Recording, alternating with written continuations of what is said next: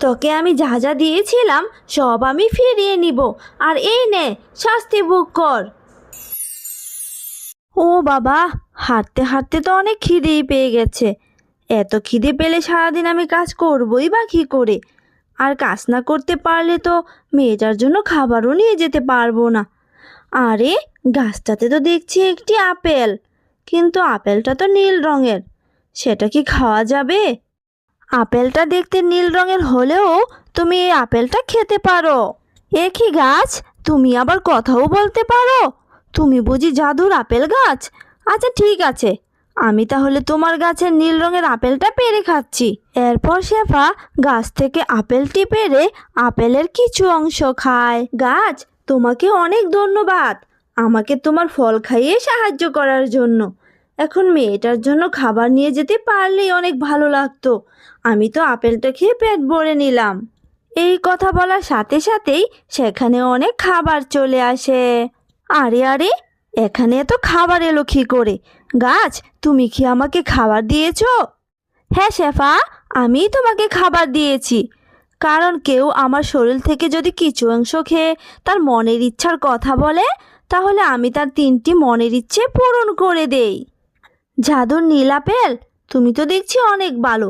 তাহলে তুমি কি আমার আরো 2টো ইচ্ছা পূরণ করে দিবে? অবশ্যই দিব। বলো, তোমার আর কি কি ইচ্ছে পূরণ করতে হবে?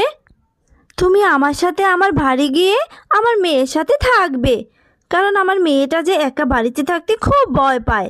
তুমি তার পাশে থাকলে আমি সন্ধ্যা পর্যন্ত বাইরে কাজ করতে পারবো।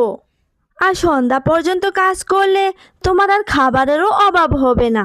আচ্ছা ঠিক আছে, তাহলে আমাকে তোমার বাড়ি নিয়ে চলো।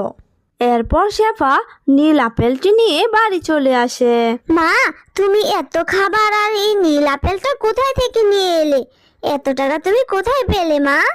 এরপর শেফা তার মেয়েকে সব কথা খুলে বলে, আর সব কথা শুনে কনক অনেক খুশি হয়ে যায়। নীল আপেল, তুমি অনেক ভালো।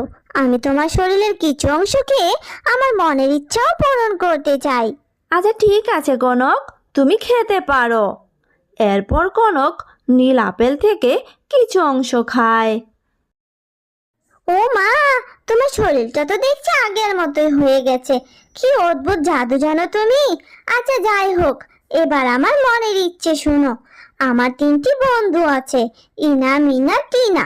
ওদের জন্য তুমি অনেকগুলো চকলেট এনে দাও তো। আমার বন্ধুরা যে চকলেট খেতে খুবই পছন্দ করে। কনক এই কথা বলার সাথে সাথেই সেখানে অনেকগুলো চকলেট চলে আসে। টিনা, এই টিনা, দেখ আমি তোর জন্য কতগুলো চকলেট নিয়ে এসেছি। ও মা, তাই তো, তুই দেখি সত্যি আমার জন্য চকলেট নিয়ে এসেছিস। তা তুই এই চকলেট কেনার টাকা কোথায় পেয়েছিস রে?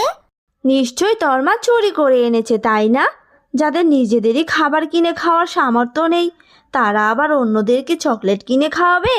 এই কনক, সত্যি করে বল, কোন ডাস্টবিন থেকে আবার এই চকলেটগুলো তুলে আনিসনি তো?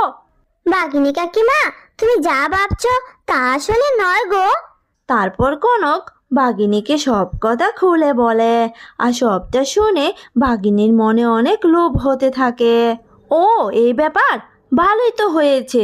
আমরা কোনো বিপদে পড়লে তোদের এই নীল আপেলের কাছ থেকে সাহায্য নিতে পারবো। হ্যাঁ কাকিমা, তুমি ঠিক কথাই বলেছো। আচ্ছা ঠিক আছে, আমি তাহলে আসি। আর অন্য চকলেটগুলো ইনা আর মিনাকেও দিতে হবে। এই আমি কি শুনলাম, জাদুর নীল আপেল নাকি ইচ্ছে পূরণ করে? তাহলে তো আজই আমি শেফার বাড়ি থেকে জাদুর নীল আপেলটা আমার বাড়িতে নিয়ে আসব, আর আমার যত ইচ্ছে আছে সবগুলো একে একে পূরণ করব। আরে শেফা, কোথাও যাচ্ছিস নাকি? আমি তো তোর কাছে একটু কাজে আসলাম। হ্যাঁ গো বাঘিনী ভাবি, কাজে যাচ্ছি। কনকের জন্য একটু দাঁড়িয়ে আছি। কনকটা বাড়িতে আসলেই আমি কাজে চলে যাব। কেন, তুমি কিছু বলবে নাকি গো বাঘিনী ভাবি? এই মানে, কয়দিন ধরে না আমার মাথাটা খুব বাজেভাবে ব্যথা করছে, কিন্তু ওষুধ কেনার মতো টাকাটাও নেই। শুনলাম তোর কাছে নাকি জাদুর নীল আপেল আছে, আর সেই নীল আপেল নাকি ইচ্ছে পূরণ করে। তাই বলি কি, আমাকে তোর নীল আপেলের কাছ থেকে মাথা ব্যথার ওষুধটা একটু নিয়ে দে না রে। আচ্ছা ঠিক আছে, তুমি এখানে একটু দাঁড়াও, আমি এক্ষুনি গিয়ে ওষুধ নিয়ে আসছি। ভাগিনী কাকিমা, এইভাবে তুমি বাড়ির সামনে দাঁড়িয়ে উকিঝুঁকি মেরে কি দেখছো গো? আরে কনক, তেমন কিছু না। তোর মা আমার জন্য নীল আপেলের কাছ থেকে ওষুধ আনতে গেছে, সেটাই দেখছি। তোর মা এখনো আসছে না কেন? এই নাও বাগিনী ভাবি, তোমার ওষুধ। মা কনক, তুই নীল আপেলের সাথেই খেলা করিস, আমি তাহলে কাজে গেলাম। এরপর শেফা কাজে চলে যায়। মা কনক, তুই আমাকে একটা কাজ করে দিতে পারবি?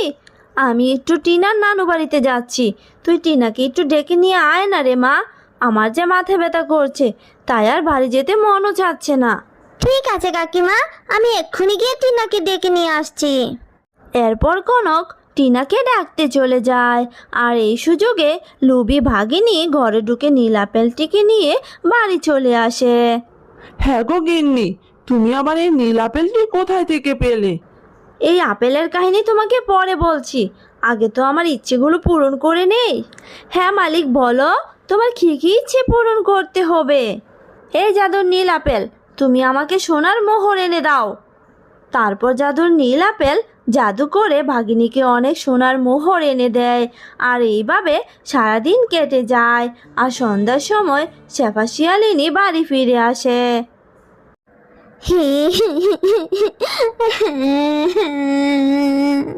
কি রে মা, তুই এইভাবে কাঁদছিস কেন? কি হয়েছে বল আমাকে। মা, আমাদের নীল আপেলটা না হারিয়ে গেছে। আমি তো নীল আপেলটাকে কোথাও খুঁজে পাচ্ছি না মা। তুই এসব কি বলছিস কনক? নীল আপেল আবার কোথায় হারিয়ে গেল? চল তো দেখি ওই গাছের কাছে যাই। গাছ, তোমার জাদু নীল আপেলটা কি তোমার কাছে ফিরে এসেছে? না না, আমার কাছে তো আসেনি। আর আসলে তো তুমি দেখতেই পারতে। তাহলে নীল আপেলটা কোথায় গেল? আমি তো কিছুই বুঝতে পারছি না। ওই নীল আপেলটা তো একা একা কোথাও যাবে না, নিশ্চয়ই কেউ ওকে নিয়ে গেছে। আর আজ তো রাত্রি হয়ে গেছে, তাই কাল তুমি সবার বাড়ি গিয়ে খুঁজে দেখবে। এরপর শেফা ও তার মেয়ে বাড়ি চলে আসে, আর ওইদিকে লুবি ভাগিনী জাদুর নীল আপেলের কাছ থেকে অনেক টাকা পয়সা ও সোনার মোহর নিয়ে নেয়। এই জাদুর নীল আপেল, এবার আমাকে একটি সোনার বাড়ি এনে দে, আর একটা সোনার গাড়ি থাকবে। তুই তাড়াতাড়ি এনে দে তো। শয়তান লুবি বাঘিনী, তোর 3টি ইচ্ছে শেষ হয়ে গেছে। আমি তোর 3টি ইচ্ছেই পূরণ করেছি। কি বলছিস এই সব? তুই আমার 3টি ইচ্ছের বেশি পূরণ করবি না? আমার আরও অনেক ইচ্ছে আছে, সবগুলো ইচ্ছে তোকে পূরণ করতে হবে, না হলে কিন্তু আমি তোকে একেবারে কেটেই ফেলবো। শয়তান লুবি ভাগিনী, তুই আমার কোনো ক্ষতিই করতে পারবি না। আর তোর এই অসৎ ইচ্ছা আমি আর কোনো পূরণই করতে পারবো না। তোর ইচ্ছা এখানেই শেষ।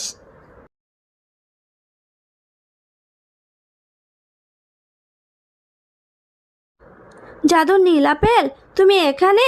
আমার সন্দেহ ঠিক ছিল, বাঘিনী ভাবি তোমাকে চুরি করে এনেছে, তাই তো আমি এখানেই খুঁজতে এসেছি।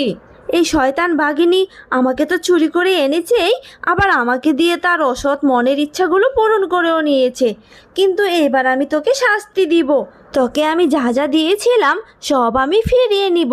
আর এই নে, শাস্তি ভোগ কর। ওরে বাবা গো, ওরে মা গো, মরে গেলাম গো। লোভের শাস্তি যে এত কঠিন হয় আমি কখনো জানতামই না গো। চলো নীল আপেল, আমি তোমাকে আমার বাড়ি নিয়ে যাই। এরপর শেফা শিয়ালিনী নীল আপেলটিকে নিয়ে বাড়ি চলে আসে। হ্যালো বন্ধুরা, গল্পটি ভালো লেগে থাকলে চ্যানেলটি সাবস্ক্রাইব করে দিও, আর পাশে থাকা বেল আইকনে প্রেস করে আমার পাশেই থেকো। ধন্যবাদ সবাইকে।